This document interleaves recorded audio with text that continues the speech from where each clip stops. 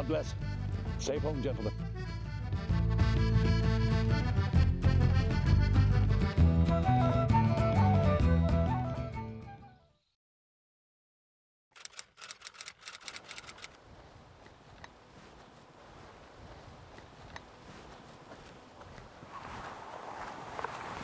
Inspector, my complaints with the IRA.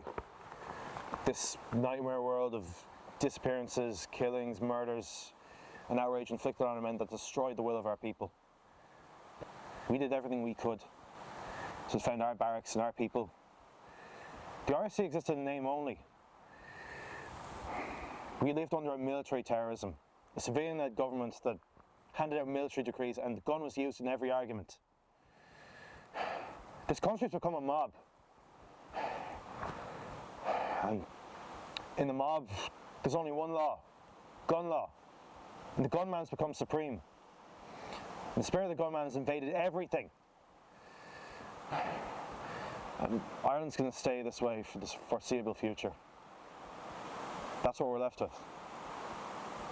Throughout our history in the RIC, the officers were exclusively Protestant, except for yourself, Inspector. Now, the great majority of the rank and file were Catholic. The officers were the ruling minority, while the men were the subject majority. The gulf separated the two classes.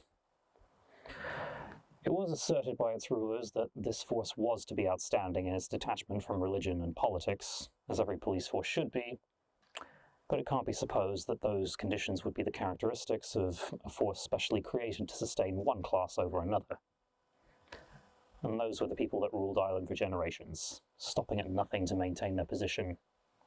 Bigotry and hatred of the people and everything Irish were their chief characteristics.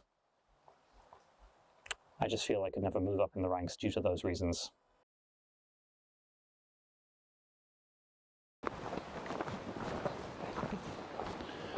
You know, Constable, the land wars of the 1880s, and I remember those myself, served only to make a bad situation in this country worse.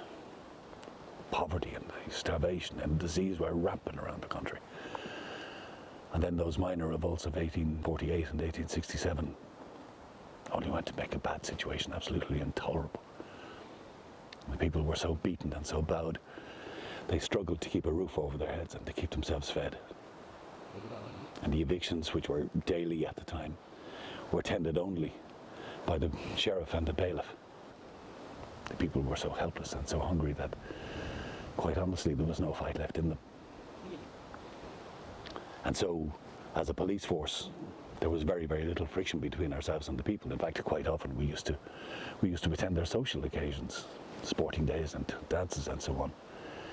And the only time that we might be called out would be to look after a fight or a feud.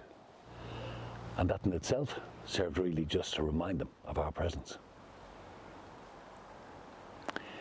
But the tide will always turn, Sergeant. And safe to say now that there will be very little sorrow at our leaving.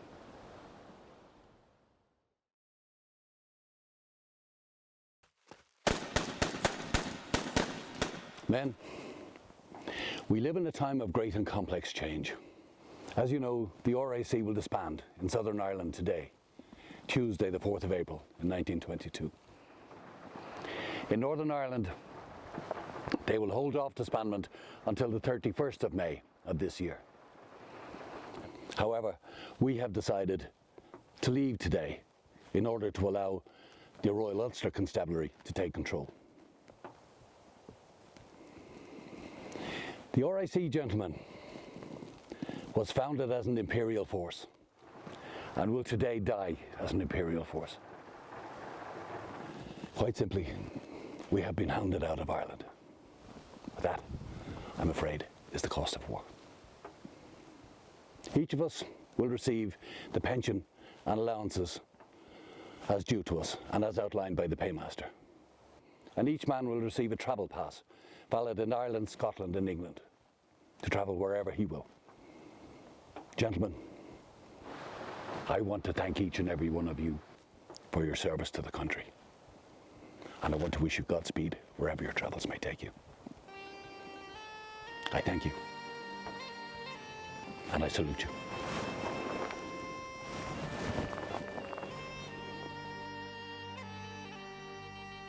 Today, Tuesday the 4th of April, 1922, the Royal Irish Constabulary will hold its final parades all over Ireland.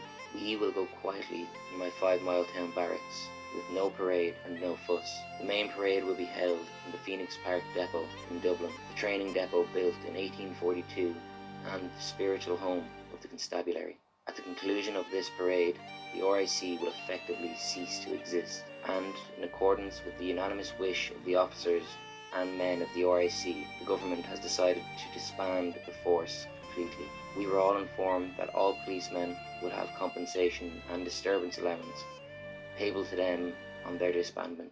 Their fares and those of their families and dependents will be paid by the government to them wherever in the United Kingdom they wish to live in. From today, the Royal Irish Constabulary will cease to exist after 108 years of service.